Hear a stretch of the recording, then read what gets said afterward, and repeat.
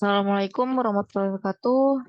Baik, teman-teman, di sini saya akan menjelaskan bagian saya yaitu entity. Nah, gimana bisa lihat entity dari kelompok kita ini hasilnya ada tiga entity atau objek umumnya itu kita menggunakan karyawan, data karyawan, gaji sama jabatan. Nah, jadi dari tiga ini dibagi lagi per cabangnya itu kan. Yang seperti yang ini gambarnya atribut namanya. Nanti di dalam dalam entity-nya ada atribut-atribut pendukungnya.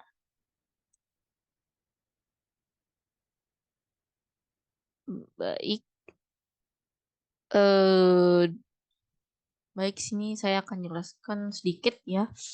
Di entity karyawan ini eh, terdiri dari beberapa atribut.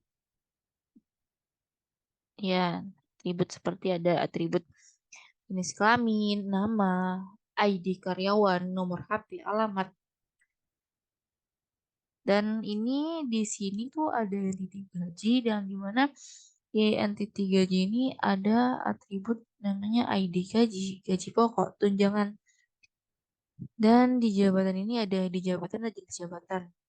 Nah, ini bisa kita lihat dua ini karyawan ini berhubungan ya. Seperti kita lihat tanda ini itu adalah hubungan relationship antara entity dan atribut. Nah, kalau misalnya karyawan itu, kalau karyawan itu hubungannya pasti gaji. Ya kan, setelah kita kerja pasti kita dapatkan gaji. Nah, kalau seorang karyawan ini pasti setiap individu tuh ada yang memiliki jabatannya. Relationship itu antara karyawan itu bisa berhubungan gitu antara gaji dan jabatan. Nah, di sini DP-nya itu secara umumnya ada tiga. Oke, next kita lanjut masuk ke profil objek penelitian. Nah, di sini itu penggajian kita itu sistemnya itu ada kompensasi dan kompetitif adil. Nah, gaji karyawan ini ditekan berdasarkan eh, beberapa faktor, nah, di mana itu termasuk jabatan, kinerja, terus lamanya masa kerja. Selain itu, selain gaji pokok, ini karyawan juga itu menerima tunjangan dan insentif berdasarkan kita kriteria tertentu. Nah, di dalam proses perhitungan gaji itu secara per bulan itu terkompu terkomputer. Jadi itu terkomputer. Maaf, salah terkomputerisasi. Nah, ini menggunakan perangkat lunak khusus ya. Jadi setiap karyawan itu memiliki kartu absensi ya berupa elektronik. Jadi dia merekam kehadiran jam kerja mereka. Dan di sini juga sebagai dasarnya itu data itu digunakan untuk menghitung gaji bulanan, termasuk potongan terkait ketidakhadiran. Nah, mereka itu memiliki kebijakan yang jelas ya terkait penggajian. Terus kenaikan gaji berkala, ada bonus, cuti, dan manfaat lainnya. Nah, perusahaan juga itu menerapkan sistem evaluasi kinerja berkala untuk istilahnya menilai kinerja dari karyawan setiap individu masing-masing ya. Terus dan memberikan intensif yang sesuai. Nah, adapun visi dan misi dari perusahaan itu diharapkan pengguna aplikasi penghitung gaji ini yang berbasis komputer ini dapat membuat proses penggajian itu lebih cepat dan akurat dan mengurangi potensi kesalahan dalam perhitungan manusia ya gitu, gitu tepatnya. Terus lebih dalam penggajian yang jelas itu memberikan transparansi dan keadilan bagi karyawannya, mengurangi konflik yang mungkin akan muncul ya dengan perbedaan gaji. Terus tujuannya itu untuk meningkatkan efisiensi dan transaksi sistem penggajian sehingga PT ABCD yang apapun itu dapat terus termotivasi dan bertanya karyawan yang berkualitas tinggi. Nah, untuk memberikan wawasan mendalam tentang fitur, fungsionalitas, dan manfaat yang ditawarkan oleh aplikasi dalam mengolah proses penggajian karyawan di perusahaan. Nah, diharapkan juga aplikasi ini memungkinkan untuk mengolah data karyawan secara lengkap, termasuk informasi pribadi, kontak, jabatan, dan unit kerja. Dan data ini tuh dapat diperoleh secara real time. Terus memastikan akurat dalam proses pengajian. Oke, sekian presentasi dari saya. Kekurangannya saya mohon maaf. Ya, secara kelebihan itu milik Allah Subhanahu wa taala. Saya akhiri. Assalamualaikum warahmatullahi wabarakatuh.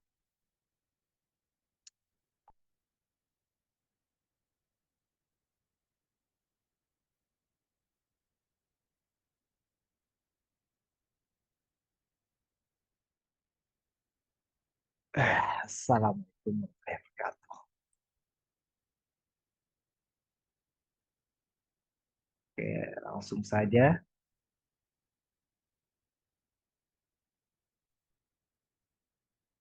Nama saya Restu Aji dengan NIM 22 21 15 56. Yaitu pertama struktur anggota, yaitu pertama adalah leader, Arifin Imawan yang sebagai pencetus ide yang ingin kami analisis sistem informasi, yaitu aplikasi penggajian karyawan.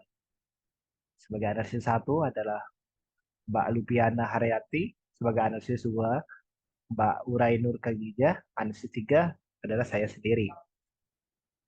11. Analisis kebutuhan fungsional dan non-fungsional. Fungsional adalah pertama laptop untuk menguji aplikasi kami yang berbasis sebagai aplikasi, tester atau sebagai karyawan, data paik atau data dummy yang di mana didapatkan apakah ini data karyawan atau data gaji yang ingin dipakai. Perusahaan adalah perusahaan yang ingin dipakai sebagai nama. Non-fungsional adalah kertas lembar hasil pengujian yang di mana setelah pengujian dia dapat dituliskan di kertas. Dua pulpen, tempat lokasi pengujian itu dapat di lokasi pengujian apakah di perusahaan atau di tempatnya berbasis online atau offline. Dua, hasil karyakan sistem diharapkan dapat dijabarkan sebagai berikut. Proses pendataan karyawan bagian HRD mencatat data karyawan, kemudian memberikan data karyawan sebagai keuangan. Bagian keuangan menerima data karyawan. Dua, bagian keuangan melihat keterangan pada rekap asumsi dan cek potongan. Jika ada hitungan, hitung potongan. Jika tidak ada hitungan tunjangan. Kemudian bagian keuangan membuat slip gaji dan menyerahkan gaji karyawan. Karyawan terima gaji. Laporan penggajian karyawan bagian keuangan membuat laporan total gaji karyawan pada periode tertentu. Kemudian bagian keuangan menyerahkan laporan gaji karyawan pada pimpinan. Lalu pimpinan menerima laporan gaji karyawan. Sekian dari saya. Terima kasih. Selanjutnya akan dilanjutkan oleh Mas Arifin Himawan.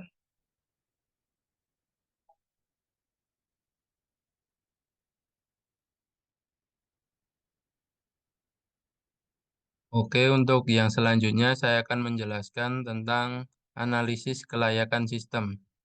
Laporan penggajian karyawan bagian keuangan membuat laporan total gaji karyawan pada periode tertentu. Kemudian, bagian keuangan menyerahkan laporan gaji karyawan kepada pimpinan, lalu pimpinan menerima laporan gaji karyawan. Kemudian yang selanjutnya yaitu perancangan sistem. Yang pertama di sini ada DFD. Di sini admin keuangan menginputkan data karyawan dan gaji melalui aplikasi penggajian karyawan dan pimpinan menerima laporan data karyawan dan gaji.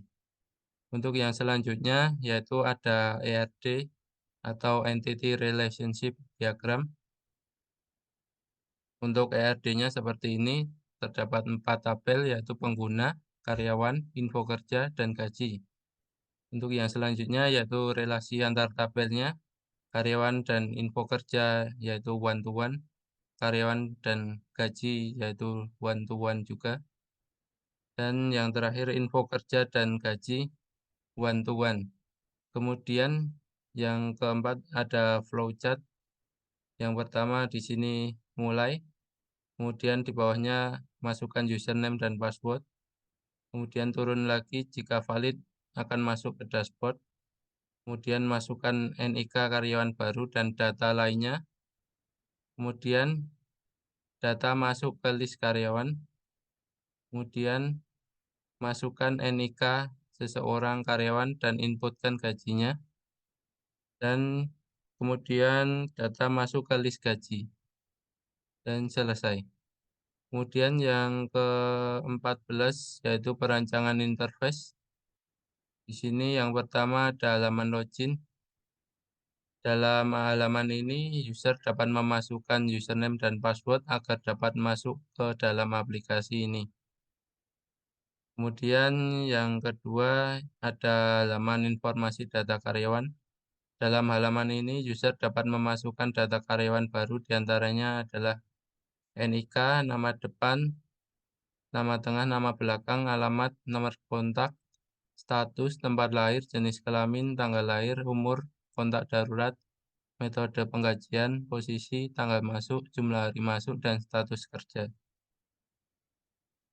Kemudian yang ketiga ada halaman list karyawan. Dalam halaman ini user dapat melihat tabel yang berisi list data karyawan. Kemudian yang keempat ada halaman input gaji. Dalam halaman ini user dapat memasukkan data gaji karyawan, diantaranya adalah NIK, metode gajian, jumlah hari, gaji per hari, dan uang makan. Yang kelima ada halaman list gaji. Dalam halaman ini user dapat melihat tabel yang berisi list data gaji karyawan. Kemudian yang keenam terdapat halaman data pengguna. Dalam halaman ini user dapat menambahkan user baru, mengeditnya, dan dapat juga menghapusnya. Kemudian yang terakhir ada nomor 15 yaitu pengujian sistem. Rancangan pengujian sudah dibuat lalu dilakukan pengujian. Hasil dari pengujian kemudian dicatat di dalam kolom pengujian. Setelah itu dibuat kesimpulannya berdasarkan penilaian keselarasan antara hasil pengujian dengan hasil yang diharapkan. Jika hasilnya berhasil, maka pengujian sesuai dengan yang diharapkan. Jika tidak berhasil, maka hasil pengujian tidak sesuai seperti yang diharapkan. Selanjutnya, hasil pengujian akan ditunjukkan pada tabel di bawah ini.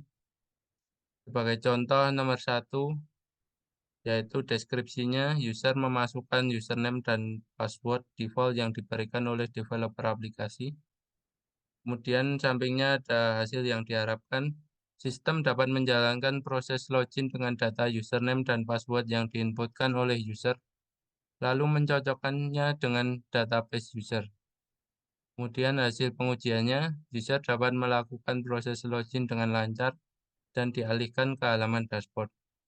Untuk kesimpulannya, yaitu di sini berhasil. Sekian presentasi dari kami. Wassalamualaikum warahmatullahi wabarakatuh.